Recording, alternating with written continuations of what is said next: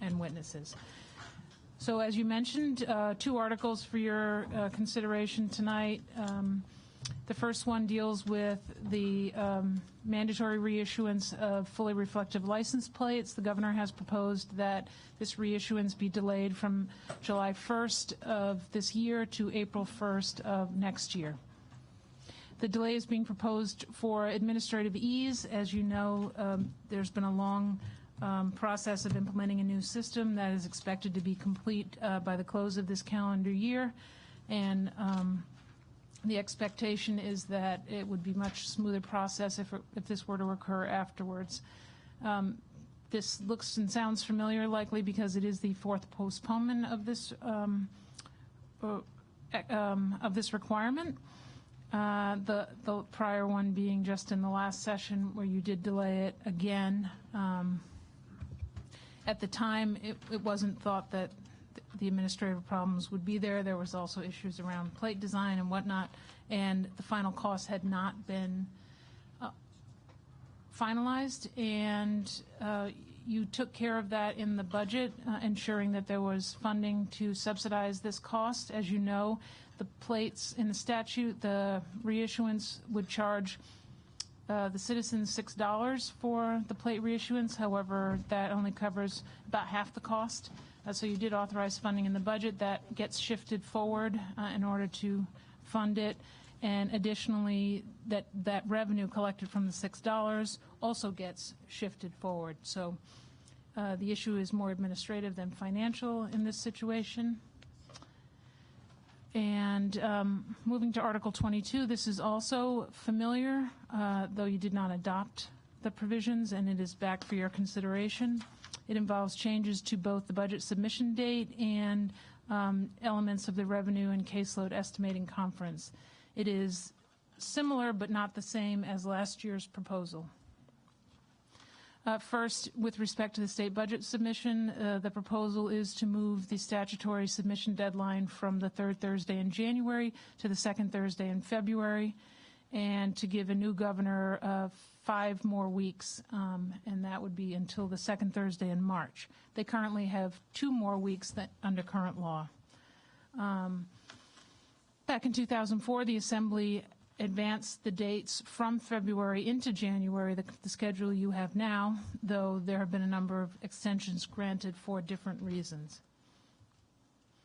This slide here updates just some national information on budget submissions. It's a little different than what we gave you before because there was some updated information, but you can see how many states who have a budget that begins on July 1st when their submission dates are. And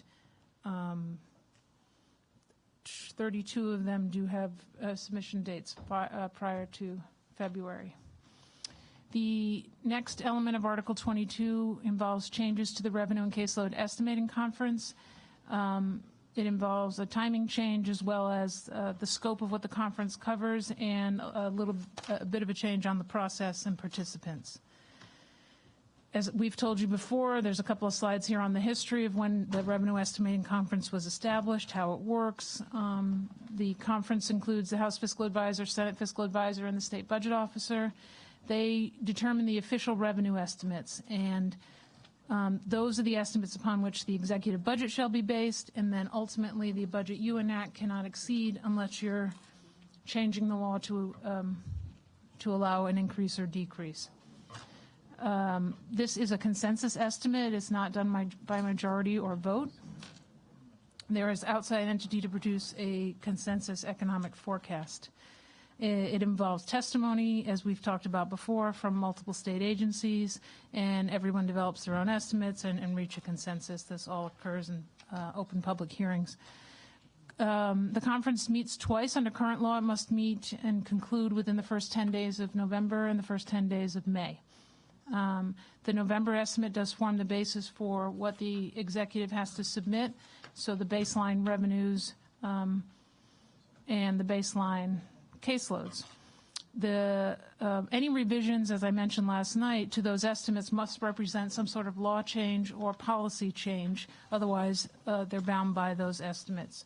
You can't just re-estimate what you think it'll cost. The process sets that baseline. In terms of timing, and then the last thing is, although it's November and May, there is a provision in the current law that says that any principal could call an additional meeting if he or she feels the existing estimates need revision. So there is a provision. I think it was invoked back when times were really difficult and revenues were falling quite quickly, to do more official re-estimates of the revenues. So Article 22 before you changes that November conference from the first 10 days in November to the last 10 days of January. So under this, there would be an estimate done towards the end of January and then the beginning of May. With respect to the caseload, there are some changes on the scope, and as proposed last year and again this year, it removes cash assistance from the purview of the caseload estimating conference, and I'll explain that a little bit more in a minute.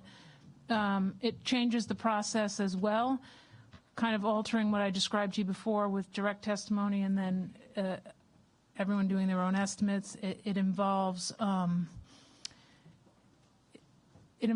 proposing changes and reaching a provisional consensus, and essentially just has the principals ratifying the executive office estimate, and to give them an opportunity to rebut any estimates if there isn't agreement on such estimates.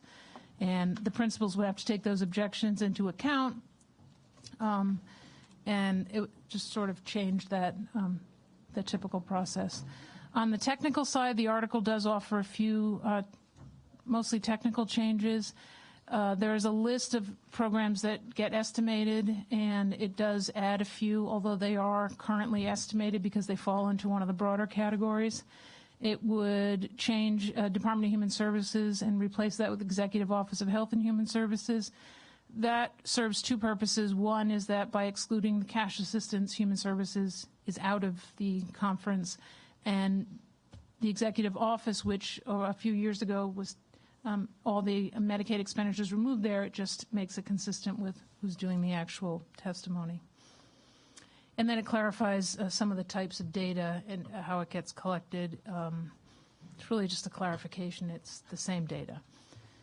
As I mentioned, the conference does form the basis for the governor's budget submission, and this works the same way as the revenue conference, so I won't repeat that. In terms of cash assistance, what is being proposed to be excluded? That's Rhode Island Works, child care, SSI, and general public assistance. As you can see, cash assistance is $116 million, and while it's a small percentage of the total, there are general revenues and there are state impacts. So in what we're seeing now, for example, just to give you a sense, is there were years where there was a lot of state general revenues involved, and then with an improving economy and changes in the law on cash assistance, those caseloads came down. Federal funds were used for child care, and that saved state money. However, the exposure is still there in terms of state funds. And again, that's described there. Very much the same way as revenue estimates are done. The staffs do their own estimates, track their own things, and will question the department on trends they see. And that concludes our presentation. I'm happy to answer any questions for you. Thank you, Sharon. Representative Tinsley has a question. Thank you, Mr. Chairman. I've sat through a couple of them in my early years, the Caseload and Revenue Estimating Conference. I tend to spend more time on the revenue, and I don't really recall all that much about the Caseload, and they're not televised for some reason. But how much, it sounds like they just want to come in and say, this is what it is, and let's all accept it. I'm just wondering how much back and forth. So it sounds like they want us to accept the assumptions that they're going to put forward for Caseload. And, I mean, how much back and forth has there been? Is it that you'd be losing the narrative of the ability to ask them questions about, what trends, like you just said, they see coming down the pike? Is it more that it does allow for offline meetings of essentially the principals and staff, which typically do not occur because, in fact, it happens at the testimony, and then the principals will talk about what they assumed in their estimates, so it does take some of that back and forth offline. I'll let the administration talk about sort of whether they're asking to have their estimates accepted. I would say that in the proposal, it does offer that rebuttals and whatnot occur, but those would not occur in the same way they do now, which would be the initial testimony, the questioning, and then the principals. And oftentimes we get revised submissions based on questions raised. Okay. I guess I'll wait until the administration comes forward and ask them. Thank you, Sharon. Thank you, Chairman. Thank you. Any other questions? Representative Giarrusso? Thank you, Mr. Chairman. Sharon, this may not be a timely question, or it might not even be for you. I was hoping maybe the governor's staff, but has anybody ever thought about a zero-based budget? Yes. In 2003 or 1, somewhere around there, the Assembly did authorize a pilot zero-based budget program. They spent the entire summer and fall. I see nodding heads from veteran committee members who participated, and it probably took several months to determine that every possible program at the Department of Health was absolutely essential. They went through every program, what it was, what it did, and reviewed it in that way. So zero-based budgeting, I mean, it's not that you can't do it, but incremental budgeting, which you're right, it's really not the topic of this, but essentially you still have to, you don't just sort of fire everybody at the end of June and wonder who you're going to hire on January 1st. So practically speaking, there's a need to do incremental planning, if not incremental budgeting. Right. But it's definitely been, piloted, and there wasn't a lot of groundswell of continuing to do that after that experience. Thank you. Thank you, Mr. Chairman. You're welcome, Representative. I think it took a whole year to get that one budget done. So, any other questions? Thank you, Sharon. Thank you, Abby. We appreciate it. At this time, I ask Director Craddock from DMV if you could come forward. And is there anyone else from the administration want to bring with you? Please do so. This was on Article 19 on the delay of the issuance of the new license plate. Gentlemen, good afternoon. Welcome.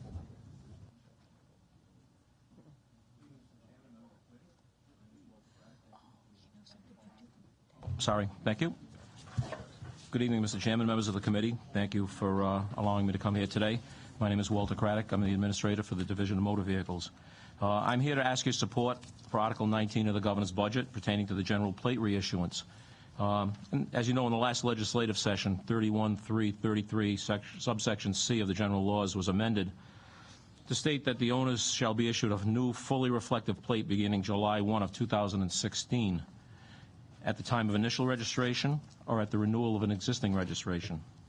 General plate reissuance is to be conducted every 10 years, and the intent and purpose is to recapture lost revenue from individuals improperly using plates to avoid paying registration fees or municipal property taxes.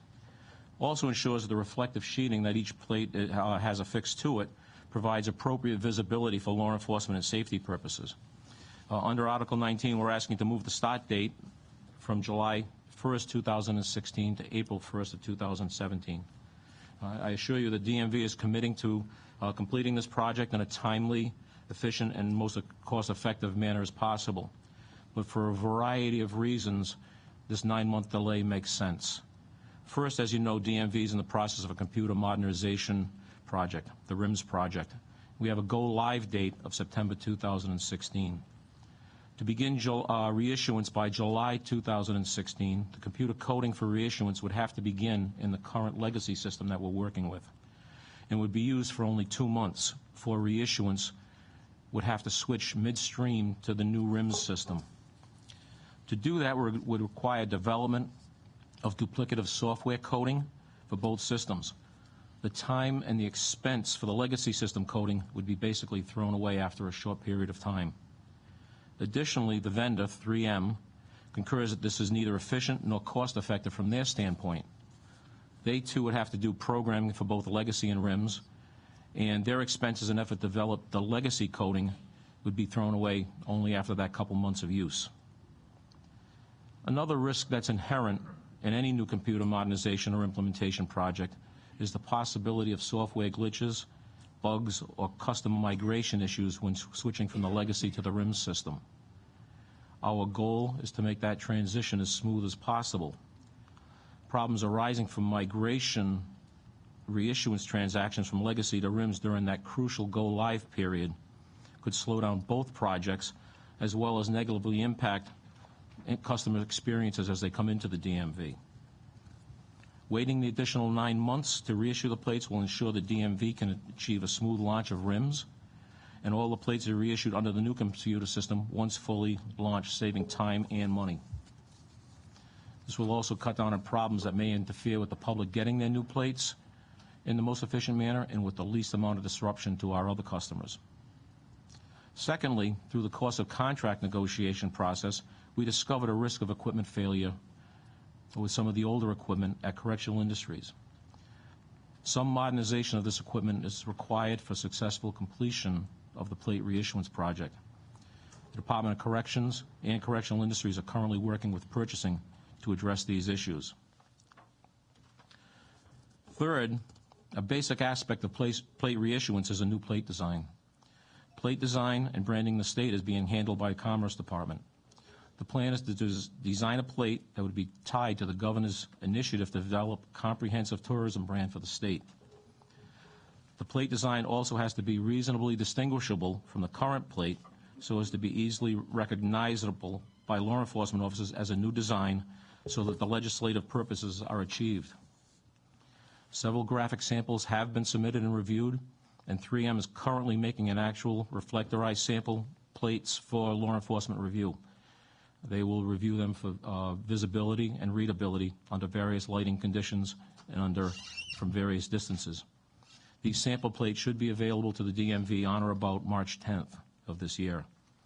And assuming a positive response from the state police, Commerce will then be given the green light to move forward with finalizing design, and at that time that final design will be submitted to 3M. Under the statement of work that was negotiated during the contract phase, stock plates will be delivered sometime between 7 to 8 months after the final design is provided to 3M, and reissuance could begin as early as 8 to 9 months after the plate design is submitted. However, this would coincide with the first few months of the RIMS go live, which could create those problems that I alluded to earlier.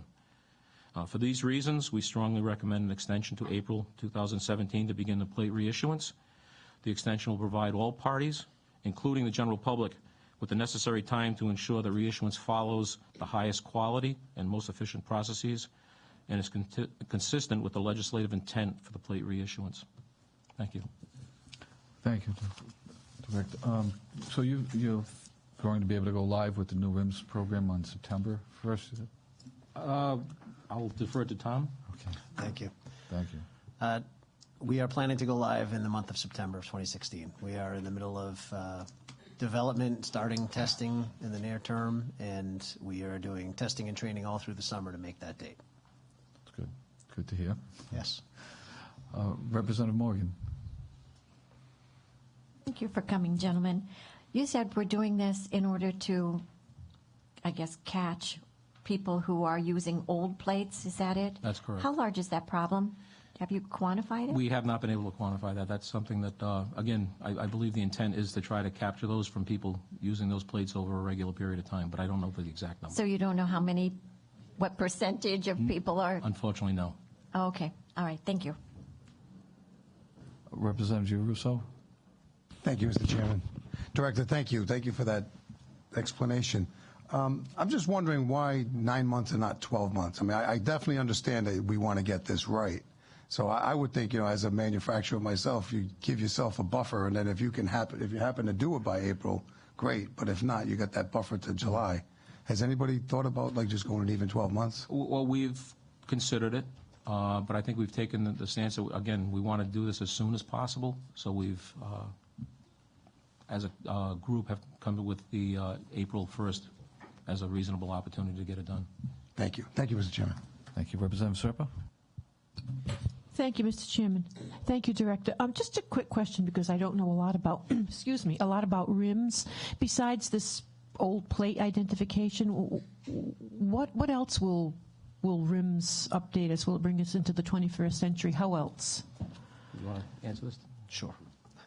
RIMS is going to hold all of the major transactions that are transacted through the DMV right now. We're going to be replacing the mainframe system that's almost 30 years old, right now 25 or so years old. So everything that you come in for licenses, CDL, registrations will all live within the RIMS system.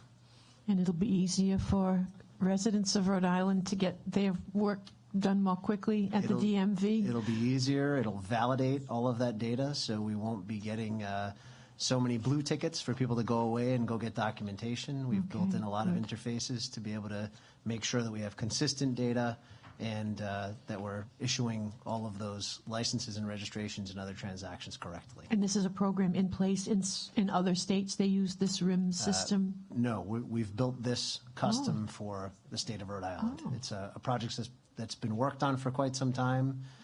We, about a year and a half ago, went through kind of a reset to start development in a new fashion, and we're confident of that September 2016 date now. Sounds good. Thank you. Unfortunately, there is no packaged solution that really is running in any of the states. Okay. So we kind of have to build it custom. Thank you for that. Thank you, Chairman. Welcome, Representative Ruggiero. Thank you, Chairman, and thank you, gentlemen, for joining us tonight.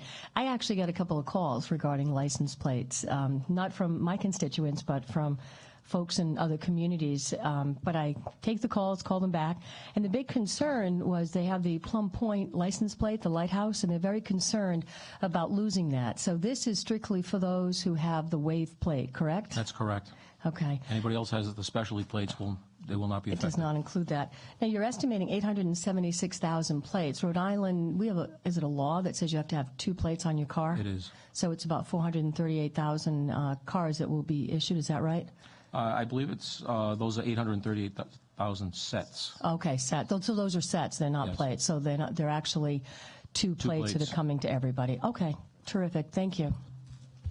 Thank you, Representative. Representative Norton. Good evening. I'd like to ask you, Bob, a question. The RIMS software program, is it integrated with the child support programs? It is not.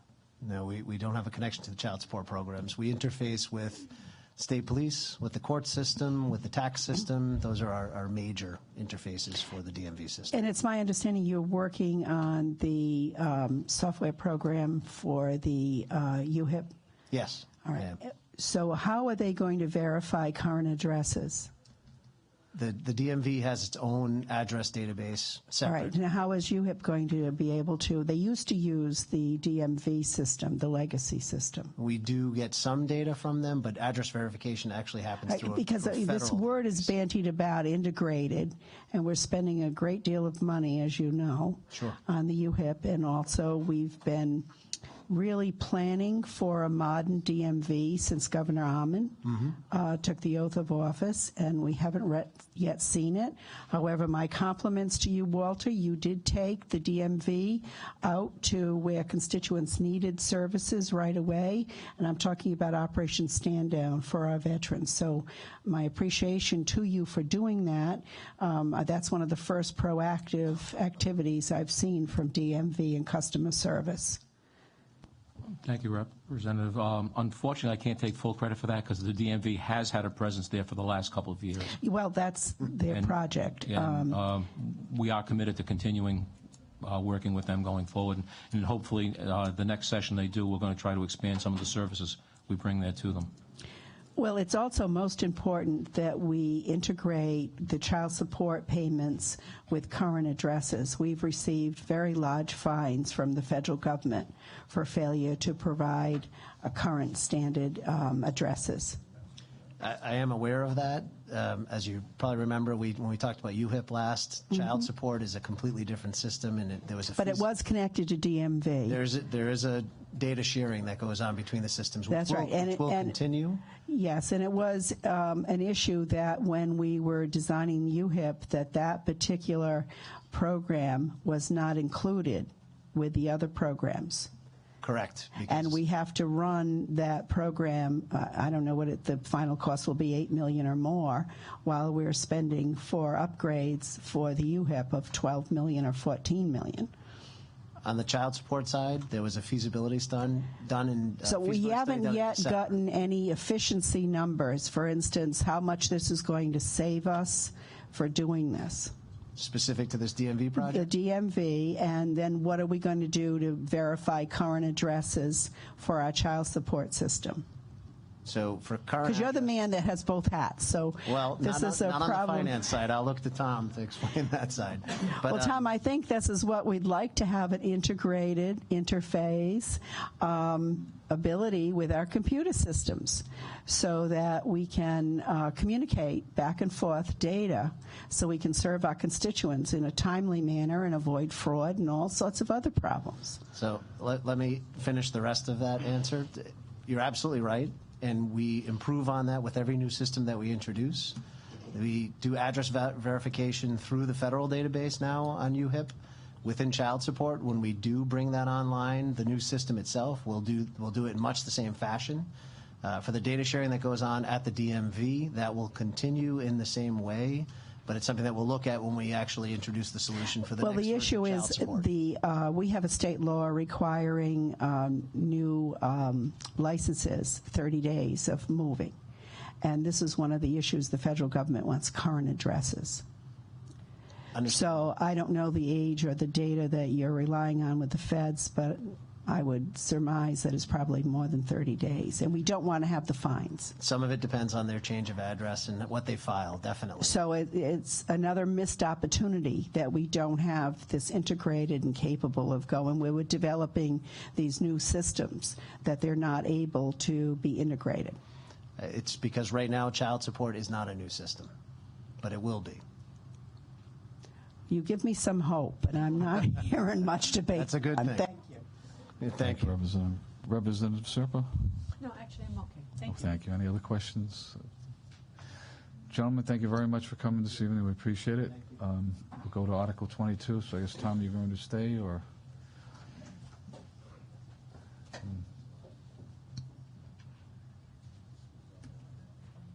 Is Jonathan coming forward? Reluctantly. Nobody wants to join me up here. Oh, okay.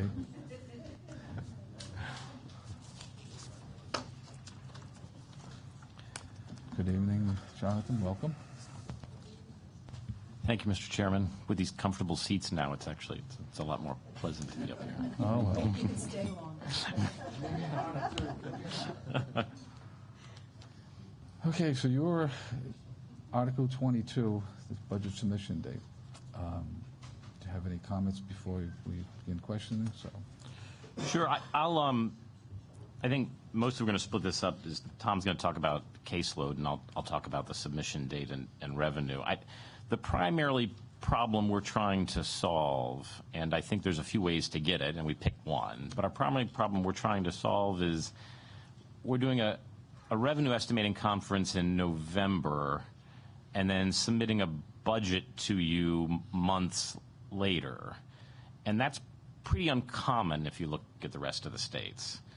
It's much, much, much more common to have a revenue estimate done on the executive side much closer to when the actual document's being submitted, so that the best information can be used to submit the budget, and the best information that can actually see what the revenues are going to be. And there's a couple of different ways you could add a third revenue estimating conference. I think, as House staff pointed out, you could always call one, but the problem is the way we have it set up is it's a lot of work. We're calling outside consultants. We're having a couple of weeks of hearings.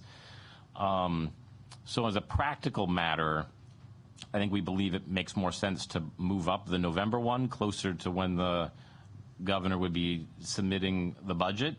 And then if, one needed to be that was sort of small early so the governor could use it for planning purposes, we could do that. I mean, I don't think that's really necessary, because for planning purposes it doesn't really matter, and we can certainly do our own estimates for planning purposes, and then submit it then. So the reason we picked February for the submission date and January for the conference is a January conference, so we'd actually get a full year of data. So we would have a full calendar year, and it would end nicely at the quarter, and that data could be then used fully for revenue projection. And then the February submission date seems to be practically what we're kind of doing now and what it was historically before 2004.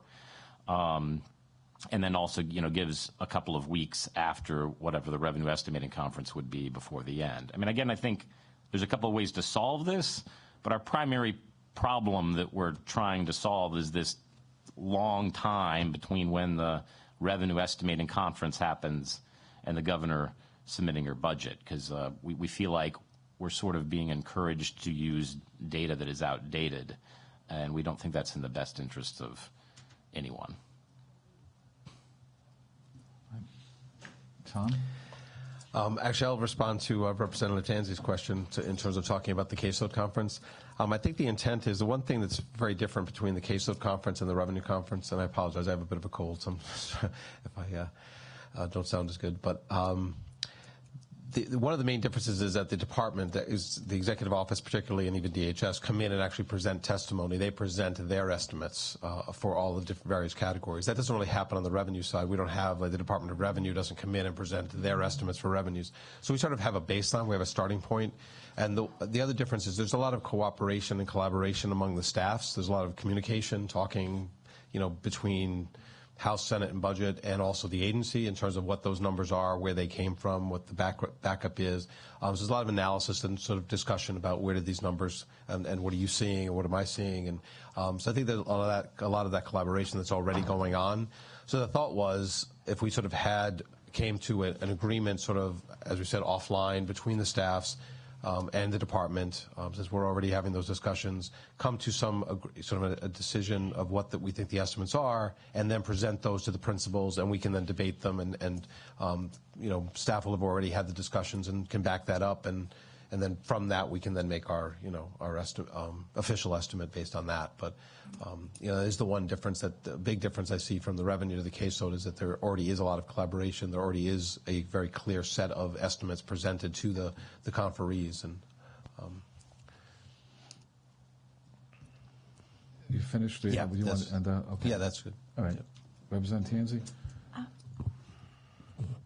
Is it just that you're taking it out of the public arena? I'm not really, because it sounds like the similar process you're saying is going to happen, but you just don't want it to be the formalized public venue? Is that what I'm... No, I think that there would still be the same venue. We could still hold the testimony for the agency, but then we would have the staffs work with the agency to sort of review those numbers, come to some consensus, as I said, sort of offline, and then present that in a public forum, same place, to the conferees, and then we would be able to discuss them at that point and make a final decision on what the estimates would be. But at least we would have sort of already had sort of discussions on sort of that back and forth that we do, right here and sort of in front of the public, the back and forth.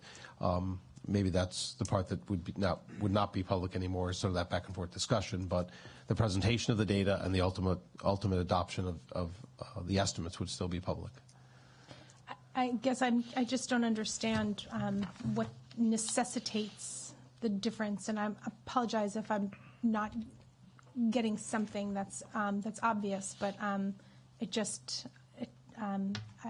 maybe I'll discuss it with Sharon offline afterward. And I do want to know why they're not televised to begin with. I mean, I attended a couple of years of them, and then I stopped coming up because there's typically nothing after, nothing before. And I know that there are others who would like to have been able to watch them without having to come to the State House. Is there any reason that you're aware of that these aren't televised? I just think it just has never, I don't think it's ever really been thought of to, they do go on for an entire day at times, so to have it televised, particularly when, before you had the automatic cameras and things, it would probably was a little more difficult to have had staff, standing here manning cameras for an entire day, or several days actually, when you think about it. But yeah, so. And I mean, and I've never been to any of the testimony by Moody's or any of the others that come in. I mean, I think there's not a lot of competition that time of year from Capital TV. And I know C-SPAN serves a purpose. So even if it is what many consider to be the equivalent of watching paint dry, I think it's an important process. I know that it taught me a lot when I was learning the budget process to come and sit through. And I would advocate to have those, whatever they wind up being, televised for the public to participate in. Thank you, Mr. Chairman. Thank you, Representative Marshall. Thank you, Mr. Chairman. Thank you for coming tonight. The question I have, and maybe you can correct me if I'm wrong, but are you suggesting that your submission of the budget wouldn't come until March, second week of March at the latest, in this request? No, the amendment or the article suggests a new governor would have till March. It'd be February for an existing governor. Okay, because I can mid-February. Because I can understand that, but I will tell you that sitting through the last submission in March, that due to the courtesy that was extended for the new governor, it does put us in as a part-time legislative body in a time crunch of going through an $8.5 to $9 billion budget and making sure that we do our due diligence appropriately for our constituents. Now, if we do choose to push the revenue estimating conference to January, I think you're suggesting, for closer and more accurate numbers, are you also suggesting pushing May's off to a later date or keeping them nearby each other? No, May is, almost everybody does it at May just because of the timing of when, revenue data comes in, and April being just such a huge month. Really everybody does May because, that's when you get all the data, and so therefore there's not really any way around that. So that's typically, and it also works out well because it's pretty close to when a legislature typically finalizes the budget. So what do you do in that interim? That's a pretty long interim from May to January. You plan on doing these somewhat offline estimating conferences among departments to give you a better finger on the pulse of what's going on? So the question is what we would do for planning, and I think we'd be fine with a formal estimating conference for planning. It's just that because it's planning, it's never really used anywhere other than us putting instructions out to the agencies about what they should plan for. So we would certainly have to do our own back of the envelope. We do it more than back of the envelope. There's statistical models and things like that. We would do our own because that's how we come up with targets to give them, idea of what they should plan for submitting budgets to us and in planning documents. We would certainly continue to do that as we do now. So right now, it's done in May. We put out instructions in the summertime for the fall, and then we revise them when the November comes in. Under this, we would probably, do our own sort of estimate just to get an idea for planning values, and then update that as along the way.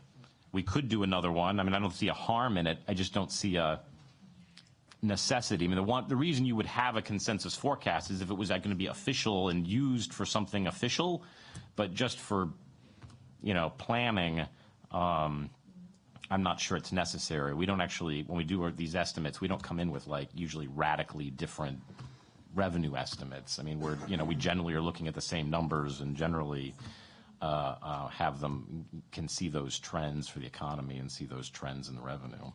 So on the flip side of the coin, no pun intended, are you planning on doing any internal changes in regards to dealing with department budget deficiencies from a revenue estimating perspective, looking from a different perspective on department deficits prior to December and action plans prior to December, in trying to be ahead of that as opposed to being behind it and coming to us with action plans in December. Do you have any thoughts on that from an administrative perspective? Because I know the governor's pretty interested in running a tight ship, so I'm curious on the flip side of the coin on how you intend on dealing with that. Yeah. Well, so as we testified around the second quarterly reports, these quarterly reports are quarterly. So every quarter there's a quarterly report, and that estimate is done of, how are you meeting projections on each quarterly report. What's interesting about the second quarterly report is it's timed with when we're producing the budget as well. So as the agencies are putting together corrective action plans on the second quarterly reports, and they tend to be the most important just given the timing, we're also talking to them about what should be going into the budget, our 16 revised estimates, and those things happen in tandem. They don't happen separately. And so you're always going to get the official corrective action plan when the budget is submitted, because that's when officially, like, the executive branch is compiling all those pieces and making determinations every time, just because that's when that's when the official date is sort of built around. Thank you, Representative. Representative Ruggiero? Thank you, Chairman. Jonathan, I understand what you're saying. It's a compelling argument that if you're putting the budget forward in mid-February, it makes sense to have the most recent data in January as opposed to November. What's the cost of a revenue estimating conference or a caseload conference? That's such an interesting question. It's certainly a huge cost in time. It's no argument. Yeah, it's because it's multiple days. The steps that's gone through and the formality of it in this state means there's a huge cost in staff time. I don't think we really could afford with two in the budget, cycle. And then we typically fly in the economic consultant, and how much money do we? Yeah, we have a contract with Moody's. That's an annual contract regardless, but we do pay for their travel to each of the conferences. So they come in usually and spend one night locally, so we pay for that. So probably. And I guess the reason for the question is it makes sense to do something in January for February. May is important because it's the end of the year. Right. But then perhaps it's important to also take the pulse in November. And is there a way to possibly do all three and be, frugal and economic about it? Because you can't make good policy decisions without good data. Yeah. And you could do I think it'd be entirely possible to do sort of a reduced one in November or October or whatever date one chooses for planning, something a little more constrained that still is looking at the data, still is using the Moody's data, because we get the data regardless if they show up and give us a PowerPoint presentation. Right. It's just really like actually every major corporation really either contracts with Moody's or one of its two competitors to get a forecast of the entire economy, because it's sales, it's everything. Everybody's interested in it. So we all get the data. It wouldn't be hard to do a consensus forecast that's a little more constrained that saves time. Thank you. Thank you, Chairman. Thank you, Representative Riley. Thank you, Mr. Chairman. I understand what you're trying to do, and I don't necessarily disagree with it. I don't see why I would disagree with it. I guess my concern is that, and walk me through if this has come up in your analysis. Right now, you're getting agency requests and conferring with agencies through the fall, right, for the budget submission, and the November conference is timed nicely towards the end of that process, and allows still enough time for the administration to confer with agencies between when you have the final consensus for revenue and when the budget's due. By moving it into January, we're really compressing that time frame. And I understand the argument why we give a new governor more time, why an existing governor would want more time under this.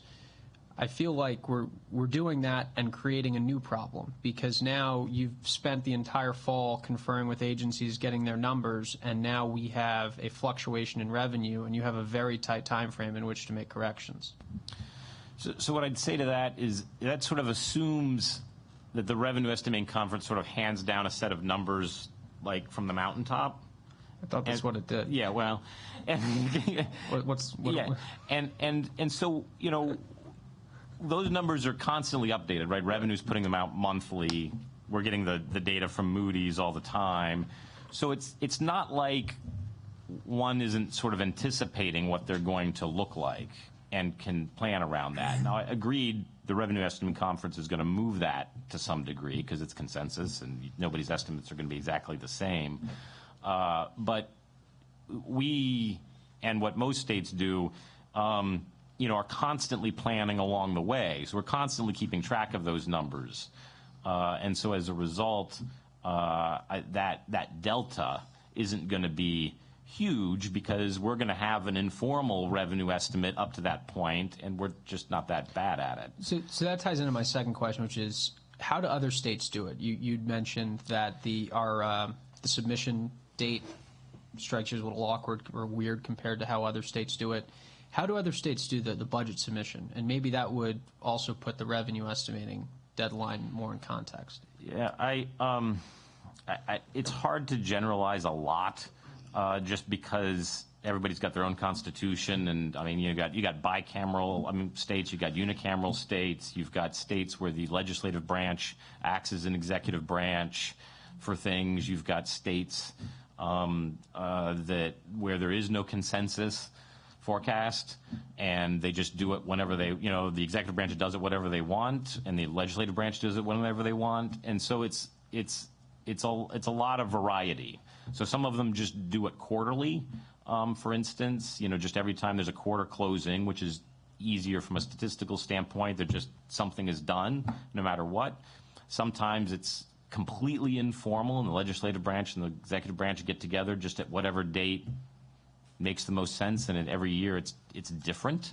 But typically on the executive branch submission, there is the official release of the revenue estimate and the governor's submission happens at the same time or happens a few weeks before one or the other. There are a handful of states, I'd say about 4 or 5, where there appears to be, like us, a pretty big disconnect between the two. But even a few of those have more of sort of a cycle where they just do it on the quarter no matter what happens because that's when the data closes. Kansas, I've got a list of a few of them.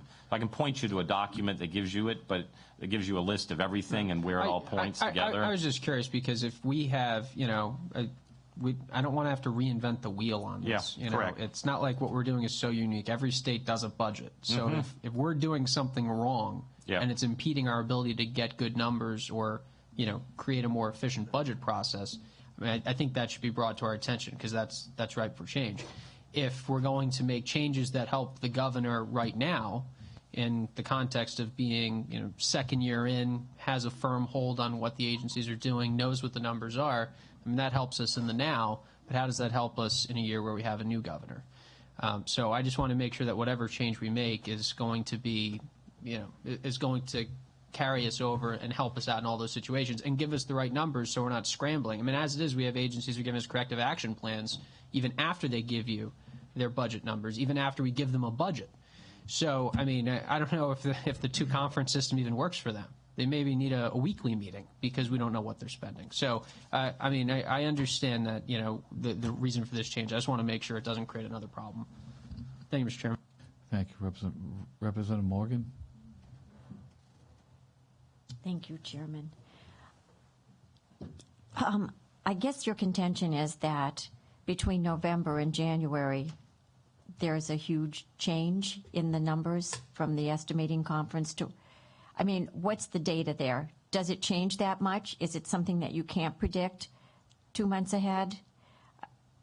What has been the history of the changes from November to January when the budget is actually submitted?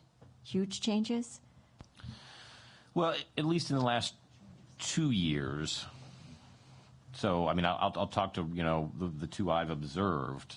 They're big enough that what percentage? It's certainly not hundreds of millions, but we're talking the, 10, 20 range of millions of dollars of how an estimate would fluctuate.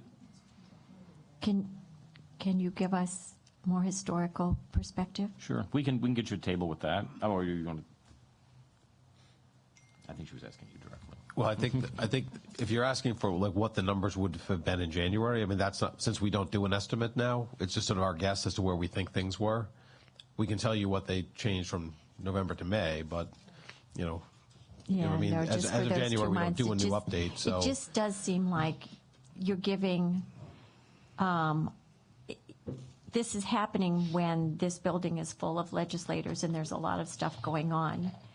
Where in November, there is more time for it to be done in a more, I don't know, not leisurely, but more. But we do the one in May when you're in session as well, though. So. Yeah, you do. That's true.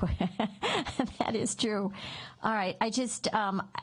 I would like to know if there is that large of a discrepancy, that changing it really makes all that much sense, because clearly you're talking to each other every month, right? You're passing the information back and forth. So I'm not sure what you gain.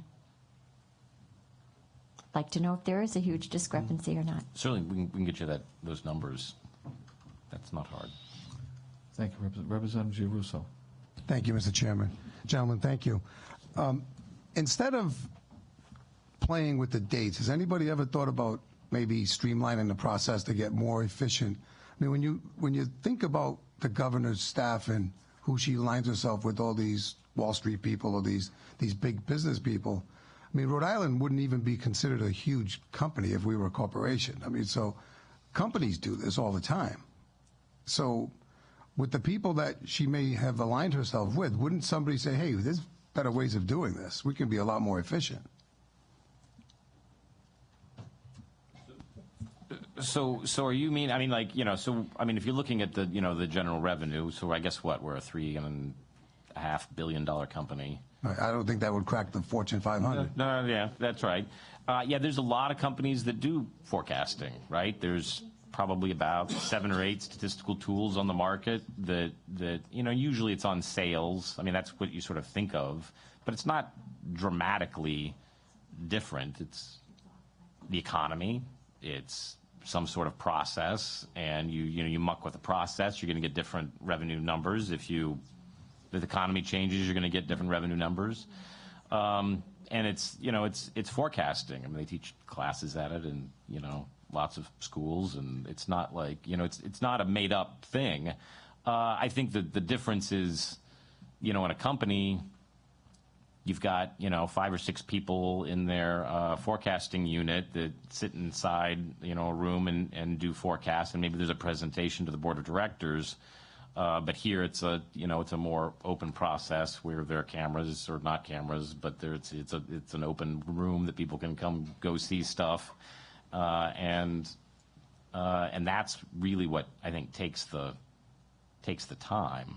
And I don't know if there's a way to undo or a good reason to undo the public part of it, but the fundamental math, you're right, is the absolute same. Yeah, I mean, I look at it, it's like balance sheets and it's general ledgers, or you got revenues coming in, it's all computerized, and it's just run a report and here you go. Yeah, I'm not saying I don't want to take the transparency. I want people to be involved, but I just think it could be done a lot easier. Yeah, I mean, just the thing is, we don't do it at the aggregate. Like, we're not running a model to pick out $3.5 billion. We're running like 20, 30 different models because tobacco tax is going to be different than motor fuel, which is going to be different from, those are all got different economic variables that go into them, and so they all have different trends associated with them. So you're really running multiple statistical models, and you're gathering data on multiple kinds of subjects because they're different pieces of the economy. So it's not just that there's a model that's in there and you push a button and the whole thing goes. You've got a lot of them. Thank you. Thank you, Mr. Chairman. Representative Tansey. Thank you, Mr. Chairman. This has been a very good discussion. I appreciate it. And I do feel that 2 times a year is appropriate, is more than appropriate. I don't personally think we need to do 3. And I think having it timed to be most useful for creating a budget makes an incredible amount of sense. So I personally agree that January and May would be appropriate times to do them. The concern that I think comes up that I find to be legitimate is the concerns about keeping the departments in line and keeping those conversations open and have the General Assembly members involved in them is one that we may all share. And we tend, in the 2 years that I've been on the committee, to have a November or December at least meeting where the departments are coming in. So if we could have some kind of a briefing presented similar to that right before we start in November, December, I think that we could solve for that. And as far as Morgan, when you had asked about, what the difference is between the November 1 and January, a quarter closes in that interim, and so we're getting the latest revenue. We're getting to see the trends as they continue. So it's nothing concrete that would be budgetable, but every time a quarter closes, we all say, oh, revenues are up by X dollars, and it's personal income tax, and lotteries are not as bad as we thought. It just gives us a more informed, more information. So that's kind of, why I see it as a huge benefit to wait until January to do it. So that's my comments. Thank you. Thank you, Representative Malik. Thanks, Mr. Chairman. Just a hypothetical question here. Before I got here, did you say, like, from November until now, there's a difference of maybe $10 to $20 million? It would be? Well, so right now, Revenue puts out, I'm just sort of baselining this so Revenue puts out monthly reports on targets. So what comes out of the November Revenue Estimating Conference, then the Department of Revenue kind of sets targets for each month. What does that mean that we'd expect in November? What does that mean we'd expect in January? And I think the January one that's out there shows us, I think, $31 million ahead of the November Revenue Estimating Conference.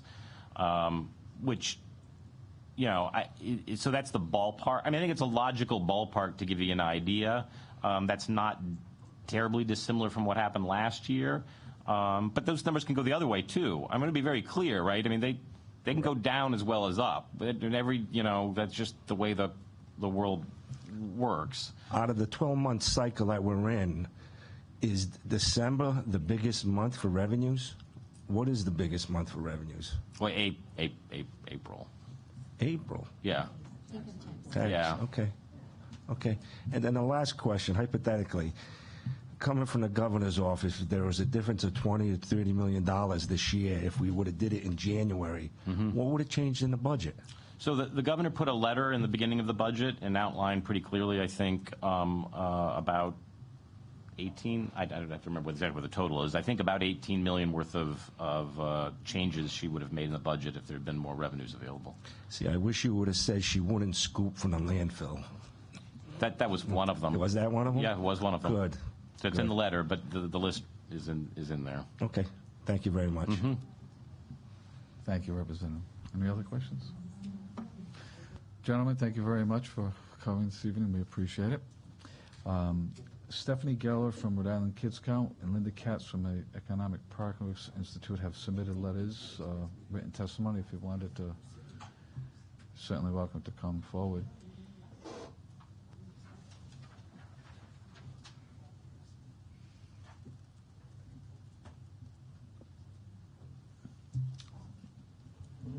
Good evening, welcome.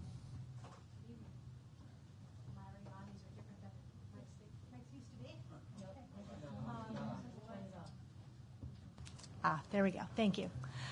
Good evening. I'm Stephanie Geller, Senior Policy Analyst at Rhode Island Kids Count. Thanks for the opportunity to testify. I'm really here to voice our concerns about specific aspects of the budget Article 22, Section 3 that haven't really been the basis of much of the conversation here, which is really the limiting the caseload estimating conference to specifically the medical assistance portion and eliminating the conversation that happens around the other public assistance programs, which have historically included the Rhode Island Works program, the Child Care Assistance Program, Supplemental Security Income, and General Public Assistance. And this information that's presented in the Caseload Estimating Conference is, as has been discussed, really used to help the governor develop a budget in January. And we think there are some really great reasons why this has happened. This process provides transparency, which we think is really important in terms of having hearings that are open to the public and reports posted on the General Assembly's website. I know we use this information quite frequently in our fact book to sort of understand the effect that certain policy decisions or changes in the process of the way certain programs work are going to be affecting the caseload.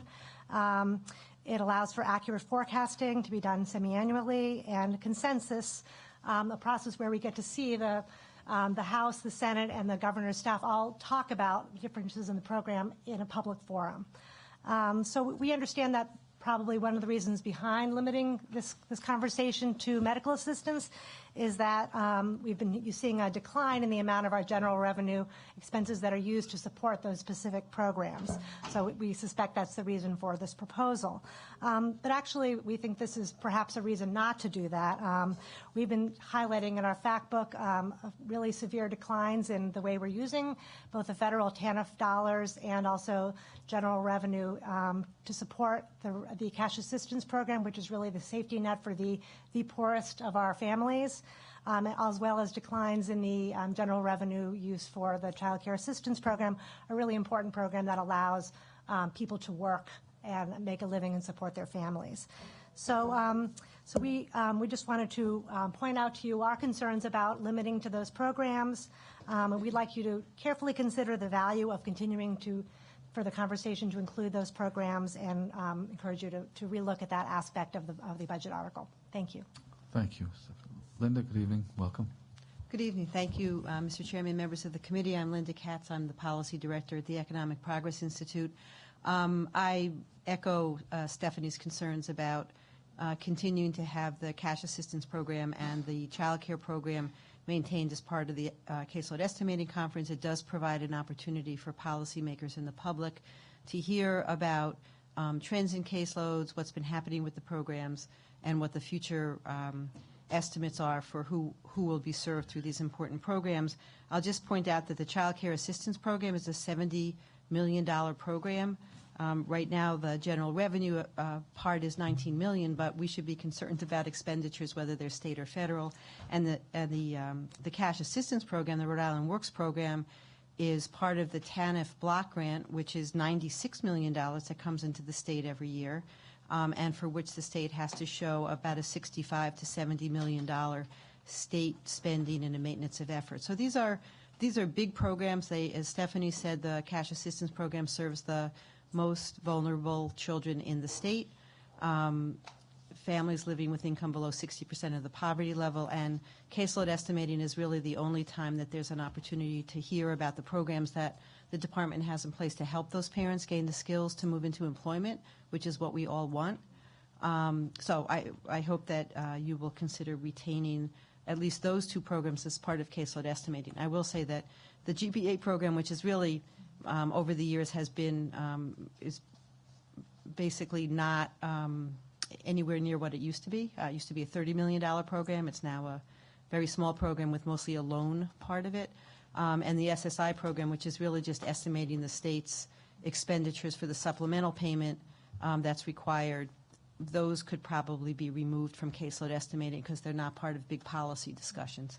The other thing I wanted to point out was that there is proposed on the Medicaid part of the caseload estimating, most of the Medicaid caseload estimating is around services. So the statute provides for reporting based on the following categories: hospitals, long-term care, managed care, pharmacy, and other medical services. So it's delivery system or it's a type of service. What's proposed to be added here is to report on integrated care, which is the new initiative where the state's going to provide services to what are called dual eligibles, people who get both Medicaid and Medicare services. And it's a new delivery system like managed care is. It's sort of managed care plus. But it also proposes to add Medicaid expansion.